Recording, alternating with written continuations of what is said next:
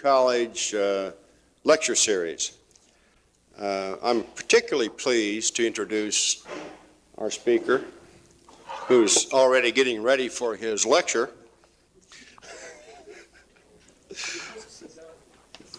Because he is one of our graduates. He graduated in 1976, which means that he was in, I think, our 6th class, graduating from the college.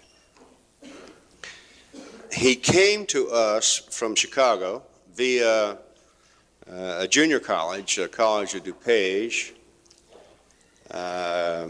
Was here, obviously, for 5 years, left here, went back to Chicago, worked for a year in a firm there, then left Chicago for Seattle.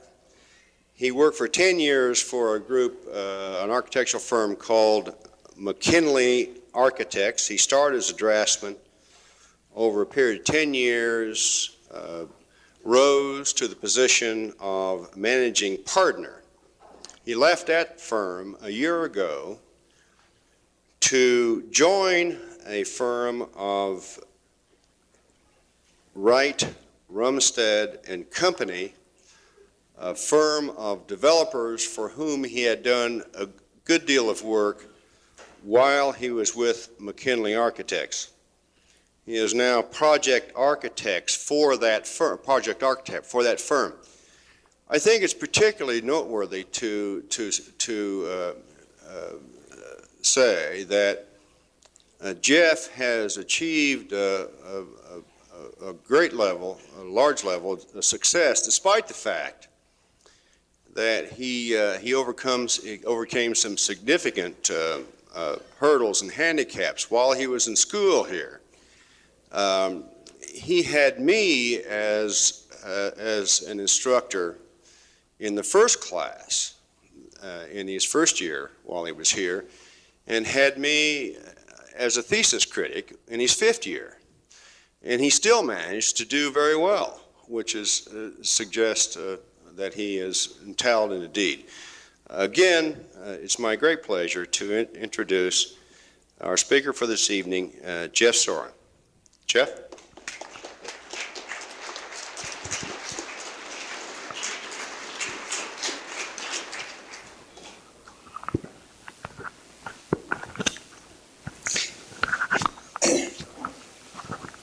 Thank you. I appreciate being here tonight. I see one encouraging sign of this whole group. As I look in the back row, there's no one sitting in that back seat. It used to be our favorite place to go and fall asleep during lectures like this. So I'm miles ahead as we start. Being here kind of reminds me of two things. The first thing is I've always enjoyed architecture. And it's been a major force in my life for quite a while. And so it's something that I find very interesting to talk about. The second thing is that public speaking has never been my strong suit, so you'll have to apologize me. And from there, we'll take it on there. In putting this presentation together, I thought of what is the best format. What kinds of things are people going to be interested in listening to? And as I used to come here, I recalled two elements that I really enjoyed listening to. One was the recent work, having alumni come and discuss the kinds of works they had gotten into upon graduating. The second one was to provide some insight as to how they got from point A to point B. And so I'm going to touch on those two subjects and develop those two themes as we go through this presentation tonight. And with that, if we can have the lights and the slide projectors, we can get started. As Bob pointed out, up until a year ago, I was one of 3 managing principals of a firm out in Seattle called the McKinley Architects, and it was a 40-man firm. And we specialize primarily in very large type projects. Amazing technology, it works. And the right side up. We did a significant amount of large projects for the developer that I now work for, Wright Runstead and Company. And through that 8-10-year process, we got to know a lot about the workings of the development company, as well as developing my own career. And found it to be a stepping stone that I wanted to get into after leaving architecture. So that came to pass last year. Wright Runstead & Company is one of the West Coast's largest architectural development firms. And we do projects in California, Idaho, Oregon, Alaska, and in Washington State. We've got approximately 7 million square feet either developed or underway. In terms of our yearly goal, we've set forth, I guess, a goal for ourselves to do about $100 million worth of development each year. We're a very quality-oriented company, as you'll see in some of the buildings that we've done. And so we tend to want to try and work with some of the best architects as well as production architects in the business. Let me get started.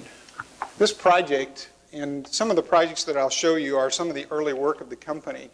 The company is in essence an outgrowth of a construction company, sixth largest construction company in the country, that has done work in Seattle for about 100 years.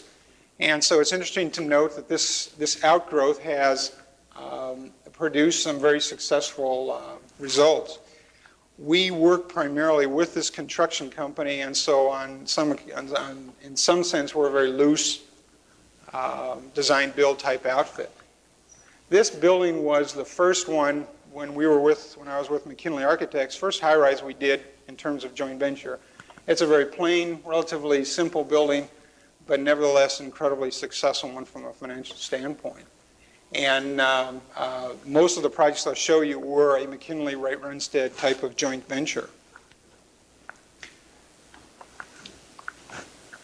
The next project we got into was First Interstate Center. It's a 48-story high-rise, about 1 million square feet. A very successful project in downtown Seattle. Majority of our projects are in Seattle, and we've been able to develop a significant amount of the downtown area.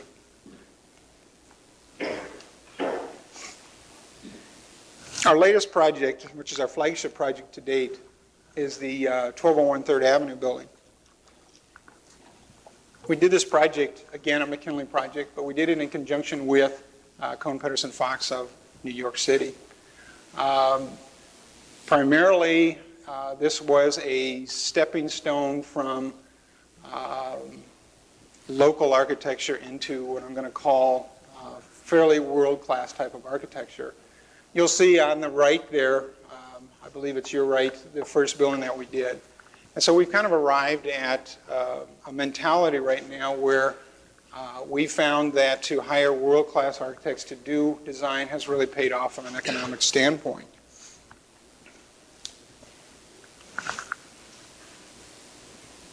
It was recently completed and opened about 6 months ago, and we've achieved about an 80% occupancy. And I'll describe how we put the project together a little later in the presentation. But it has turned out quite successful, and we find it to be, again, a stepping stone to other projects.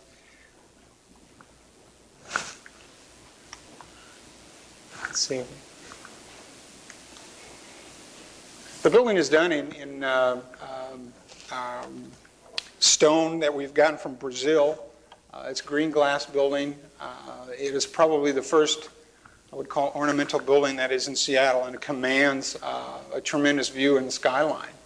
It is it has gained essentially worldwide notoriety at this point and has been printed in many magazines.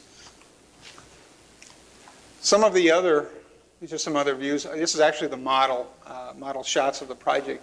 It is now a little bit more, actually the model shots are very accurate in terms of its disposition. Other projects that we've gotten involved in,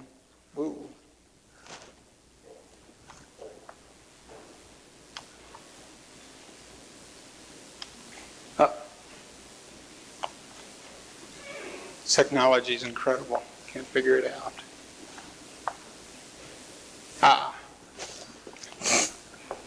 We've developed the world headquarters for Microsoft. Microsoft is based in Seattle and is a fairly young company. Bill Gates, the chairman, is about 28 years old. And we've been able to, over the last 3 years, develop about 1 million square feet of manufacturing and office space for the particular company. Our company tends to want to identify fairly large long-term users and develop properties for them. We have basically created an image, both for ourselves as well as in the community, as developers of some of the finest properties that are available. And with our ability to construct, design, and manage the properties, we're able to actually produce the projects for less money and allow us the opportunity to hire fairly world-class architects and create a product that is clearly on the edge. The projects that I have been primarily working on for the last 8 years are the 2 silver glass buildings that are on the skyline in Bellevue. Bellevue is a community that is on the other side of Lake Washington from Seattle. It's Seattle's bedroom community. And it is a community that is experiencing a tremendous amount of growth right now. We have built the 2 silver buildings over the last 8 years and are planning a 3rd one, which we'll also show you tonight. As a developer in that city, we control about 20 acres of the downtown core area, and over the last 5 years have worked on approximately 2 basic master plans with a variety of architects. One of the architects was John Jurdy out of Los Angeles, and then we've had Cohn Pedersen Fox actually look at it and refine it. This particular building is called One Bellevue Center. It was built in 1980, and it was basically my first attempt at high-rise design as well as managing. The building was built in an era of time where we were running about 18% interest rates in the financial end. And so it was a very risky project, but nevertheless, when it was complete, fairly successful one.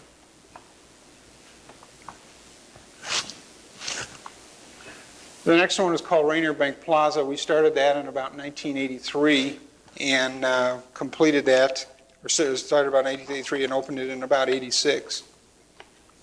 I call these 2 buildings my other 2 children because they were born about the same time my son and daughter were.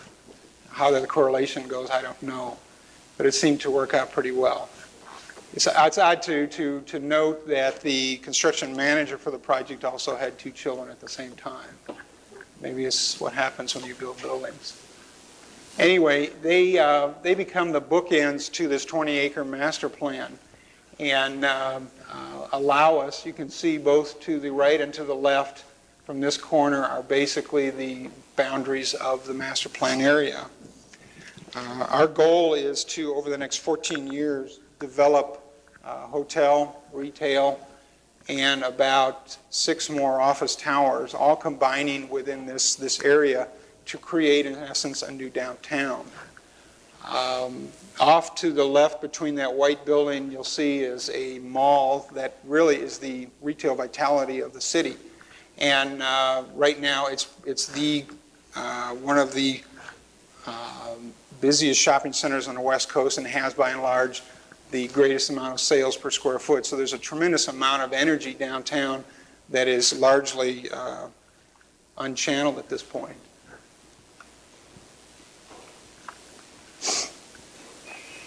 This is, in essence, the master plan drawings that we have been working on for the last 8 years.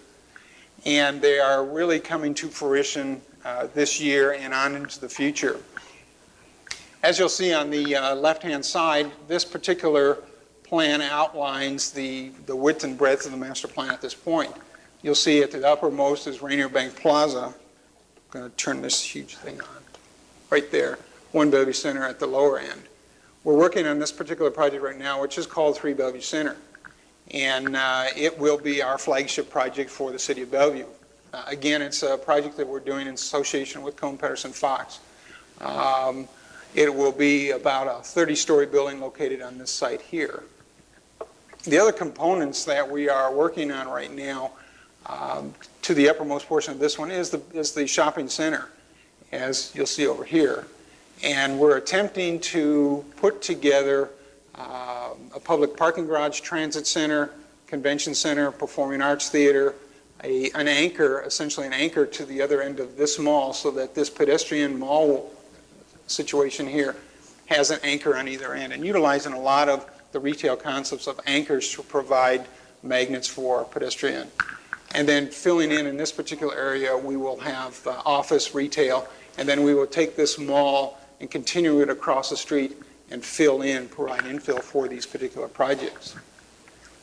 Our company right now is looking at the opportunity of developing this particular convention center and leasing it back to the city. So that in addition to the high-rise project, we'll also be developing possibly the convention center, the high-rise, and then we've also done extensive research on people mover systems, tramways, busways, whatever, to utilize and bring people from this area of town all the way to the mall and then to the office core in between. We are experiencing a tremendous amount of traffic problems and political problems associated with it, and our company has representatives that sit on a number of groups within the city helping devise ways to maintain significant growth in the city, as well as to mitigate traffic and all other kinds of interstitial concerns. This area right here, we're working with Metro, which is our regional transit system, in developing it's a new bus transit center. So it will incorporate parking, people mover system, and a regional bus system.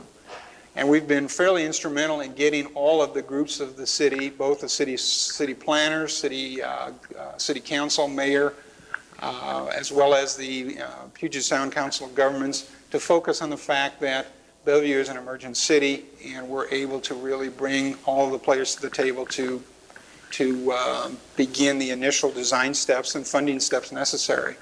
We've made significant strides in getting money allocated for these types of public entities. And by developing the convention center, which is right now fully funded through hotel motel taxes, we've been able to at least cover the financing concern of that. The reason I get into some of this detail is to point out the fact that the architectural profession really has very few boundaries, and I've been able to take my background and schooling here to basically relay them into a lot of other areas and apply them to a lot of areas of thinking, and has been fairly creative in bringing the thoughts of the different people together on these plans and be able to visualize what the final plan can contain. And our company put these sketches together as a matter of quantifying people's vision in terms of what can happen in a city planning process. And it's interesting to note that these were done purely on a charrette basis, done very quickly, but have been very instrumental in quantifying and crystallizing people's vision as to what can occur.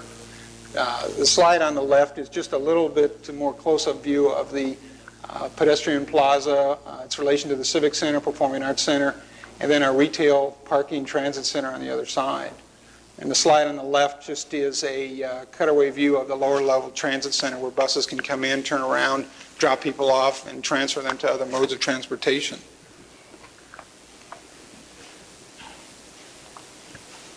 In the process of delivering our charrette sketches, basically our development company's view of what ought to happen, the city then hired Zimmer Gunzel Frasca out of Portland to then do some studies of their own to determine the feasibility of the different parts. They basically came back with Scheme A, which was the original convention center, and then Scheme B, which was the ultimate build-out, and basically validated what we had done. and again allowed the city to recognize the fact that there is significant amount of potential in developing the Civic Center project, and has actually gone forth right now in creating the bonding capacity, or opening up the bonding capacity that will allow a lot of these civic projects to proceed. It's odd to note, and I put this up here primarily for reference, this is the thesis project that I did here. And so, in all honesty, what we're able to do with, what I'm able to do with this master plan is actually living my thesis project.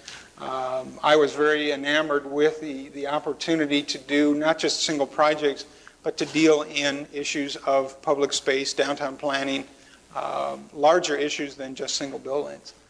And so, in essence, I am probably having the most fun right now that I've ever had in doing a project that I conceived when I was here 10 years, 12 years ago, and now producing it on a real world scale.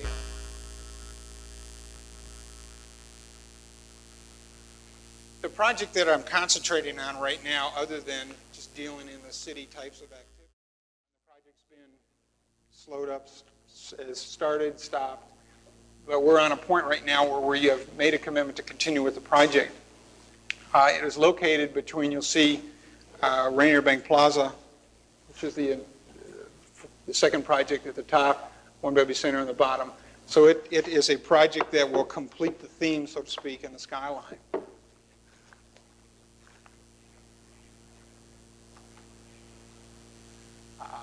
The slide on the left begins to address how, we're in very preliminary schematic design at this point, but it begins to address how the project will relate to the plazas at Rainier Bank Plaza. And some of the issues that we were fighting are on the left. We've got a pedestrian corridor, a very highly pedestrian-oriented place, and we needed to get people through the building and into the next building. So it was kind of we're working with a very significant pedestrian flow.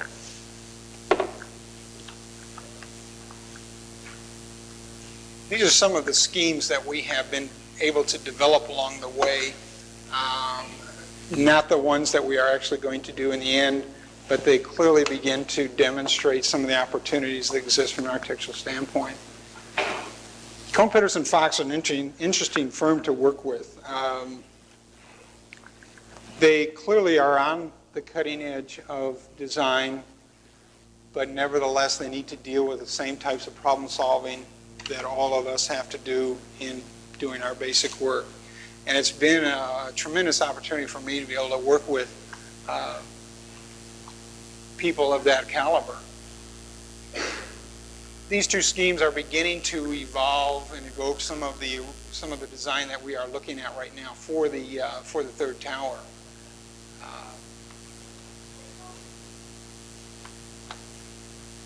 In terms of,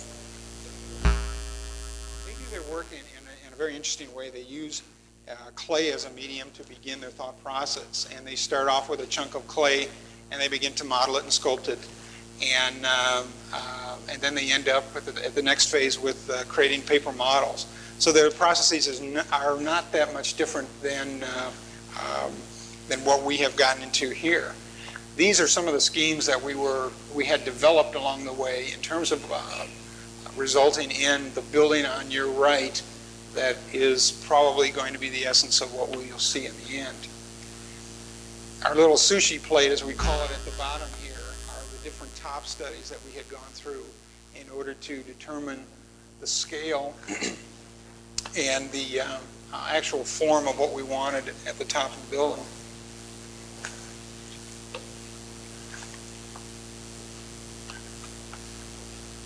And here's some other views of the project.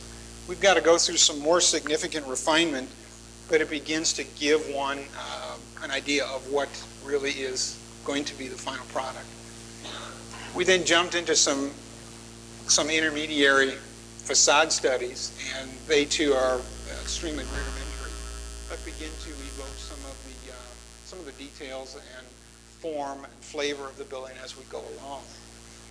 It's interesting to note that this building will take on a completely different flavor than our project downtown, which was one of our concerns. We did not want a project that would step on its image nor did we want to begin to compete with it. Some of the elevations of the particular project to date.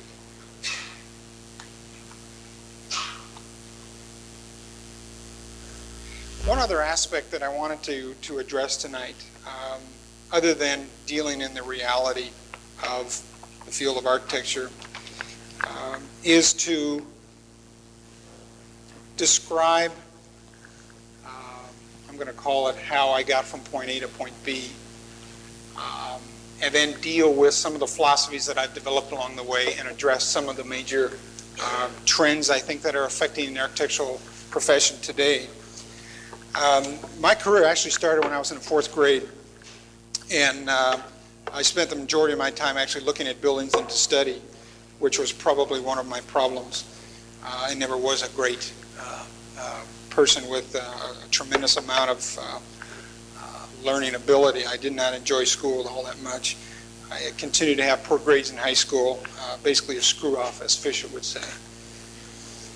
And in fact, when one thing that I always did maintain was my ability to enjoy and be fascinated with the building process. I then went through high school, again, not doing very well.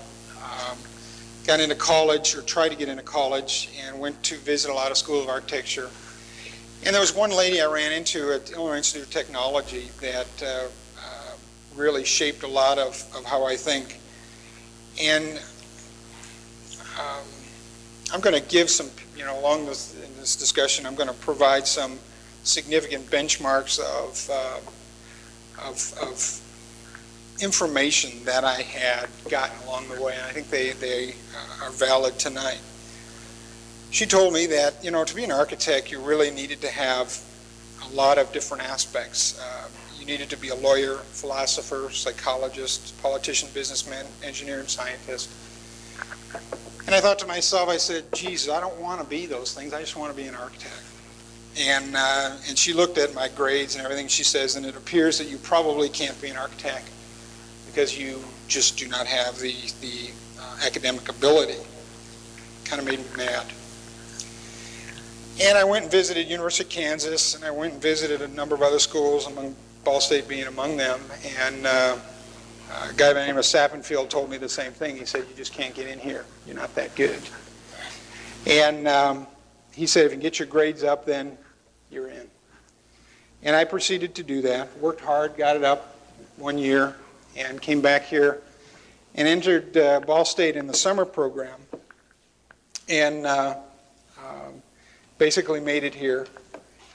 And upon starting the summer program, I met a couple really strange guys, Fisher and Mullins.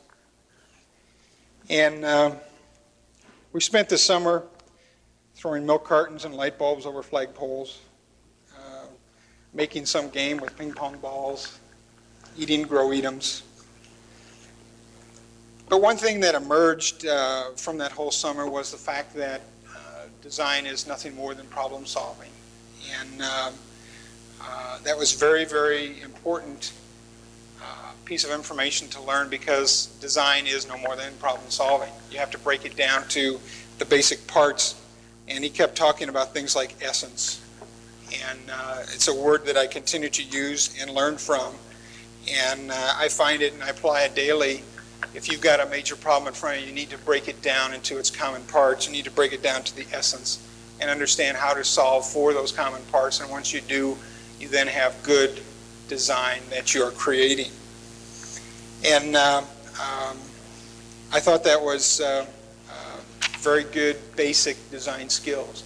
And in that first year, we spent a lot of time unlearning the traditional feelings about architecture, kind of unlearning what was accumulated in terms of what I thought architecture ought to be. And once we've done that through these different projects, began to then assemble this whole concept of designing for the essence of the particular problem. He also left us with a couple pieces of philosophy along the way, and one that he started to recount at noon today, but I'm going to recount it again today or tonight and provide a little bit more flavor to it. some of the people that went through that summer program will probably remember this, and they are here tonight. We had just got done with a very long charrette, and we were tired. We'd stayed up about maybe 3 days. We were clearly an ugly crew, and Luis Morales was leading the revolt at that point.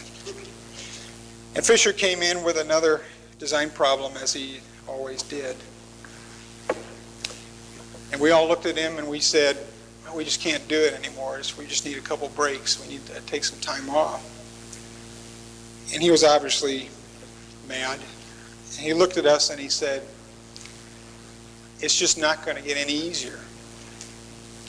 And we just stopped dead in our tracks, and we recognized that he was probably right. And even though we hadn't slept for 3 days, we continued to dive in. And it really doesn't get any easier. And it was a good piece of information that I got along the way, but it nevertheless has been extremely rewarding. One aspect that has really kept me motivated over time has been design. And in school, you get a tremendous amount of design theory, and it is by and large what most architects really want to be. And design for design's sake is good, but if you as an architect cannot really understand what makes design and what accommodates or what constitutes lasting design, that design is probably going to be lost over time. There's a general opinion that exists that among architects, the more that one designs, the more one masters design. And I really think that the more one understands the total building process, the more influence he can exert over design, and thereby really enhance and embrace a better design. One created really from a sound basis. And it's interesting to note that one of the approaches that I've had so far to my career, and I was a fairly good designer here and learned design, was to begin to pick up and understand all of the other parts of architecture that really are important. Professional practice, building technology, just the sense of how you put things together. And I'm in a position where I can really influence design now more than ever, and really have been able to achieve getting good design onto the boards by not myself being the designer, but by influencing the people that work around to produce good design as a result. And I have found that to be very, very rewarding for me. One of the things that I have developed over the last few years, working with the firms I have and the firms I was with, I developed a lot of philosophies of what architects need to be doing in the profession. And I think today architects are facing more challenges, the profession is facing more challenges than ever. And the students that are here, as well as the professionals, need to recognize that these challenges exist, and we as a group need to begin addressing them. I enjoy architecture as well as anybody. I think the profession has a tremendous amount of ability to be a tremendous profession in the future, and is now. I think we clearly have an advantage over the legal professions and the accountants and so forth. One major thing that they lack is they just lack creativity, and that's something that we clearly have. I recently read a book that was in one of the editorials in Architectural Record. It was called Architectural Practice Critical View.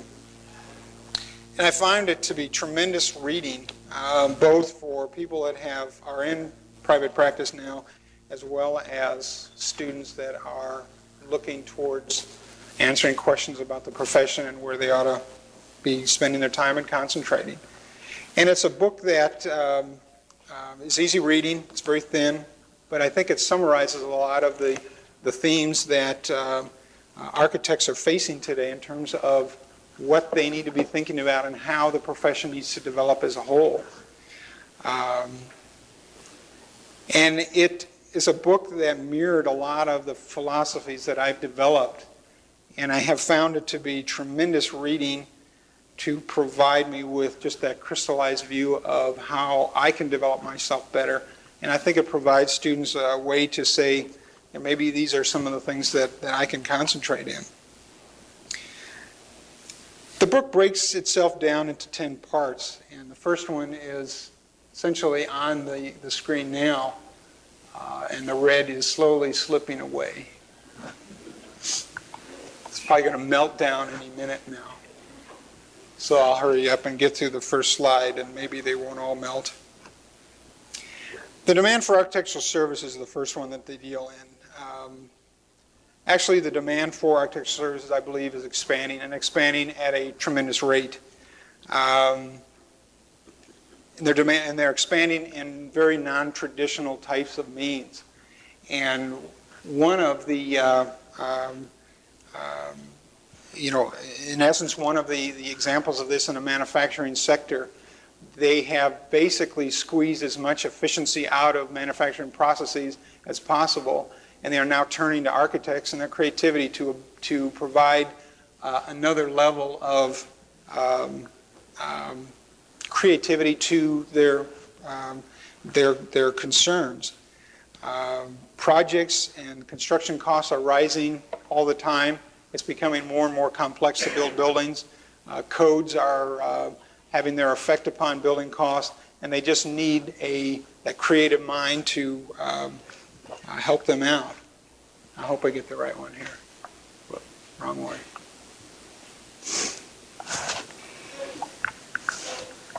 The next chapter begins to talk about the new structure of demand. As demand increases, we're looking at a shift in services. As we've seen a tremendous amount of shifting in non-traditional parts of architecture. And that incorporates things in space planning, facade architecture, imageability or imagery. We're seeing a lot of firms dealing in two types of architecture. One is a purely production, one is theory-driven, and the other is basically technology-driven. And there's clearly a need for both services. There's clearly a higher need for firms that combine both of those two aspects into one. We as owners and purchasers of architectural services find it very difficult to find high-quality firms that have a very high design IQ as well as production capabilities. There's an incredible need for that. Our 1201 project, by and large, was a combination of a lot of different firms, one being Cohn Pedersen Fox on design, McKinley Architects did the production, and we were able to create a lot, even on the mechanical engineering, structural engineering side, we were able to create a lot of new types of relationships, and as a result, we, the owner, were clearly benefactors of that.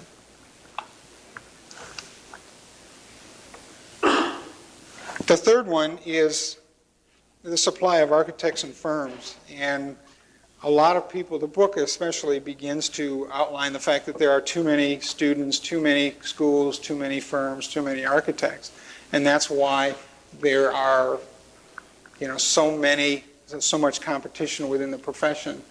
I really don't think that's true. I think that there are a lot of needs out there that architects could be fulfilling that they're not fulfilling at this point. And again, in those non-traditional types of roles. I think that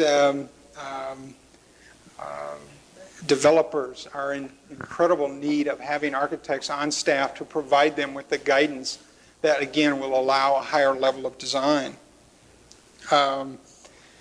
Mortgage institutions. We work with mortgage institutions that are, by and large, employers of architects. There's one particular firm that is representing clearly only mortgage institutions, and they go around not only doing administrative duties, but they also provide investment criteria, critiquing for different projects, and allow those mortgage bankers to make better decisions about the types of projects. Again, able through their work to influence how the design of the projects is handled.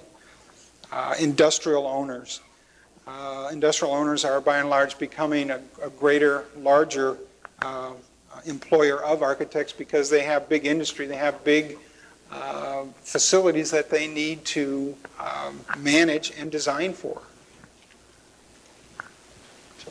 It's interesting to note that because architects, one of the trends that we're seeing is that by having architects within the owner's umbrella, it's actually allowing the architect a lot more freedom to do what he needs because he has someone within the owner's umbrella that knows what the processes within the design need to be and therefore allow the architect and are willing to pay for those types of things to happen.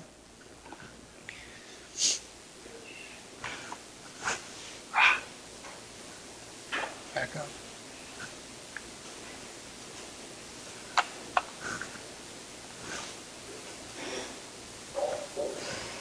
This thing is really strange.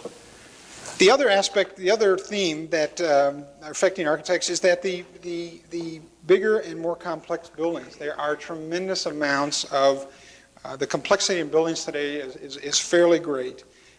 The emergence of large-scale buildings and complex buildings is setting the standard for skills architects must present to clients in a manner in which they organize and present their skills as a means of constituting a practice.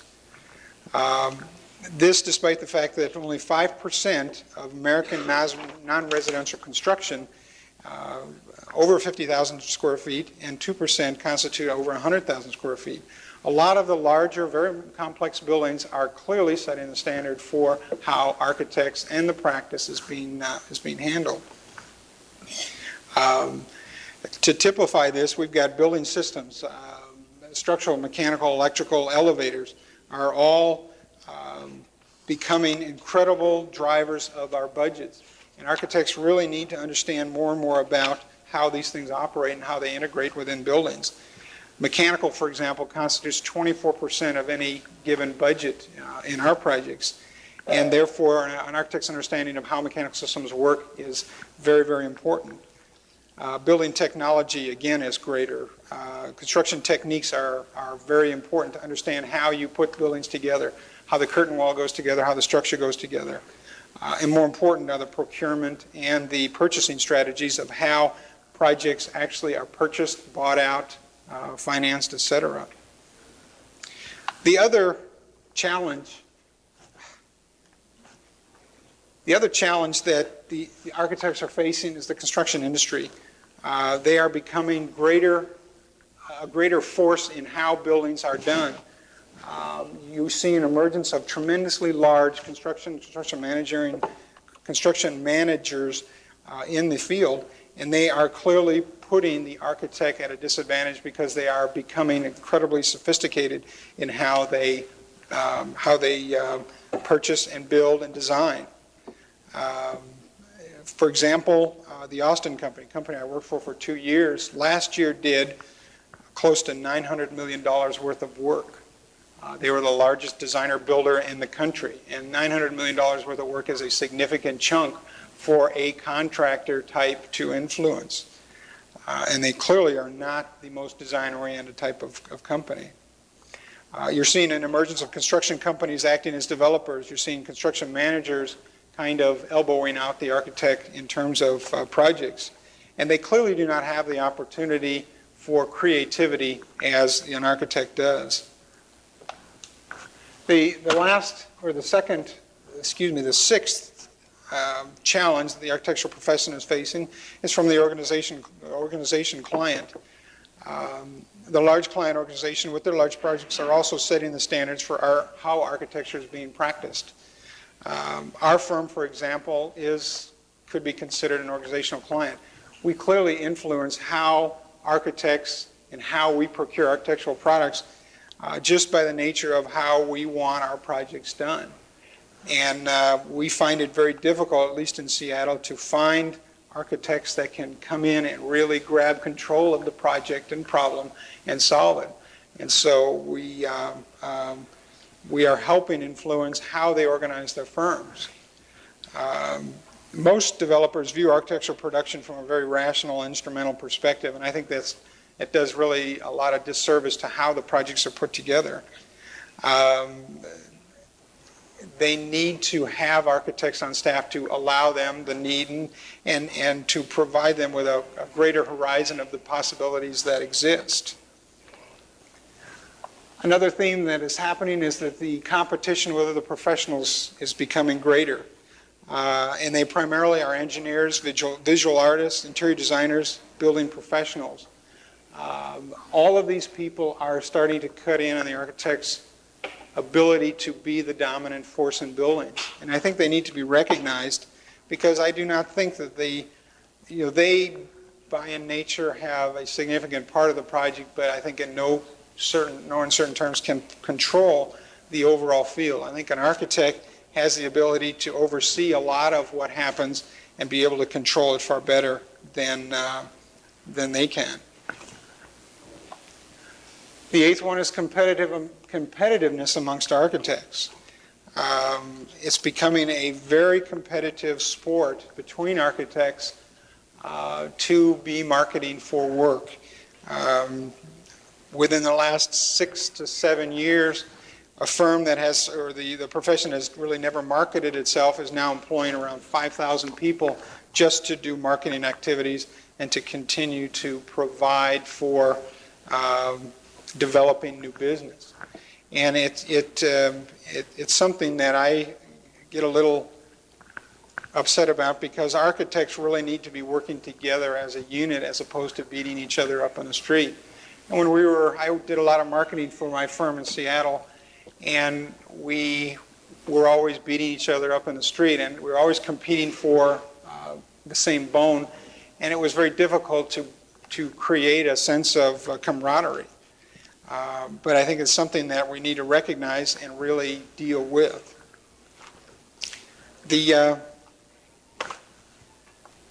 Obviously, one of the last areas that are really important: financial problems, careers, and practice.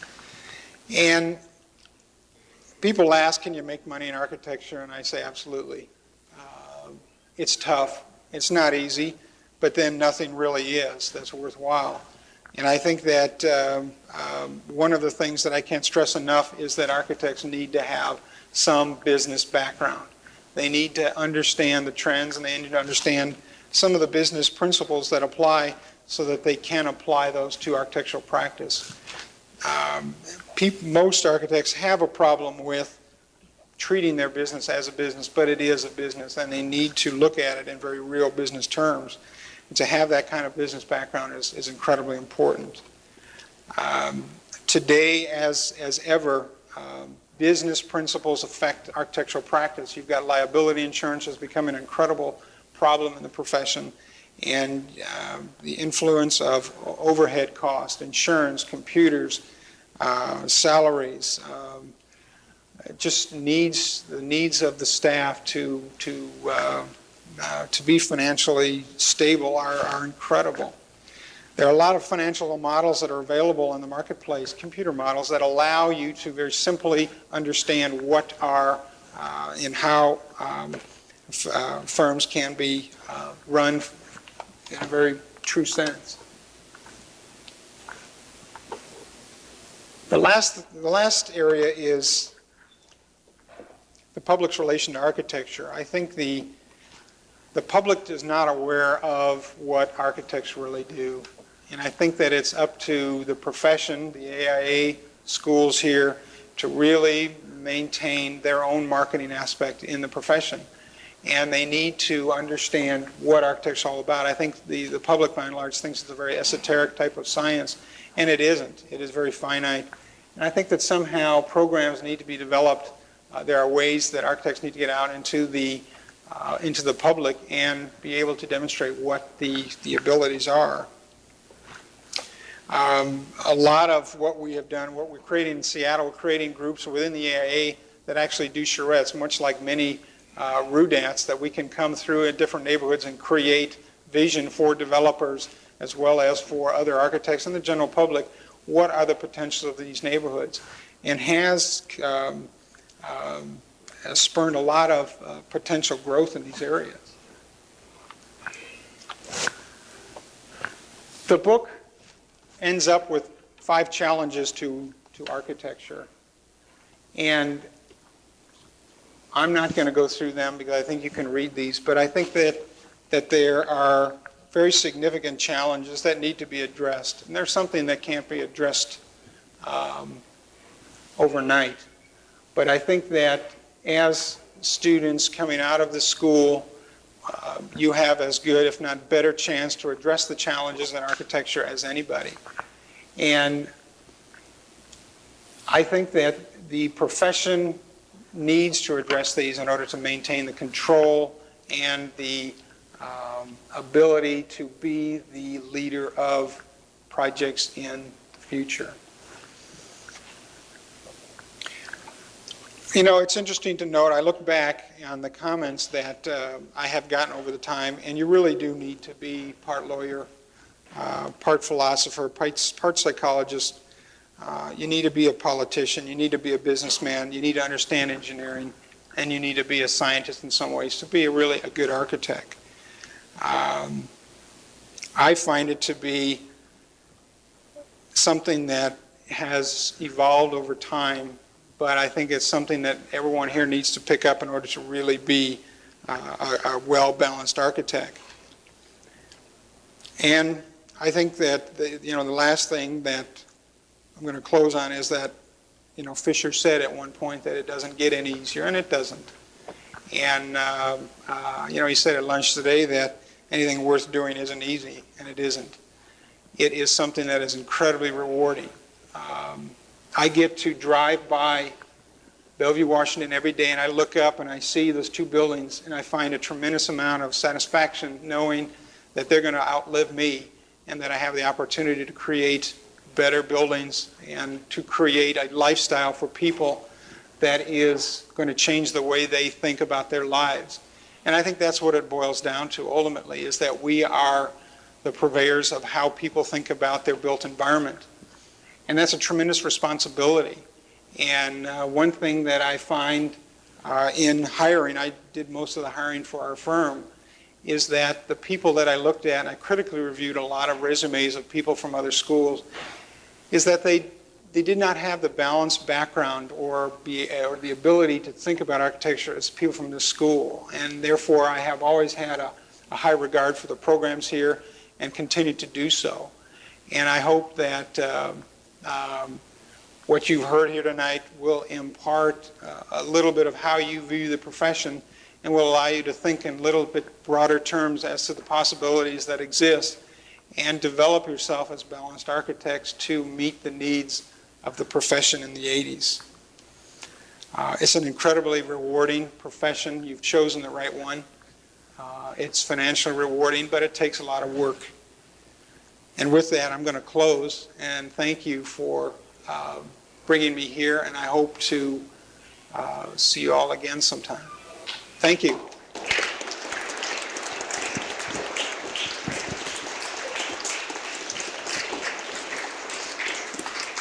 You want to answer any questions? You bet. You bet. Jeff said he'd answer questions if anyone has a question or so. Anyone?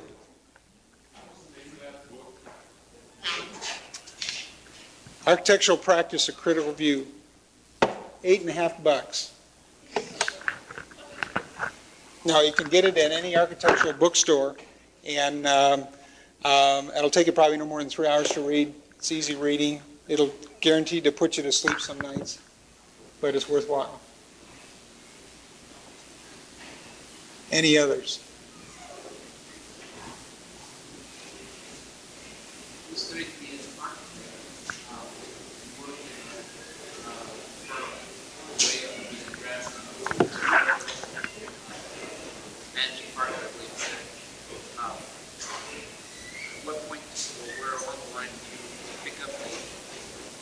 Skills of finance and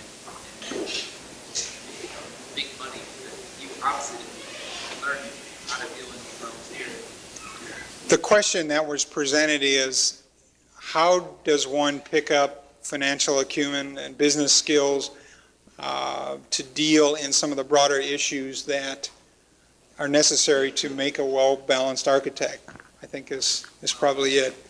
More in terms of dealing at the level you're dealing with. Okay. Well, I think that the first step in picking up that education is recognizing the need for it. And once you recognize the need for it, then to be able to go back to class, go back to night school, private practice itself is a tremendous laboratory. And being able to recognize the need for it allows you to then discipline your own career and moving through different firms to acquire that kind of knowledge. I forced myself into a lot of different aspects of companies where you probably wouldn't have gotten naturally, just to understand the different parts and pieces of it. I took some classes on business just to understand cash flow and those kinds of things. Steve Johns, who's with us from Dallas, he gets the award from Coming the Longest Distance, has actually an MBA, and he actually went back to school to create his level of knowledge in business. So he made a commitment to get a very structured degree. It's recognizing the need for it first off, then you can put together a strategy to acquire it.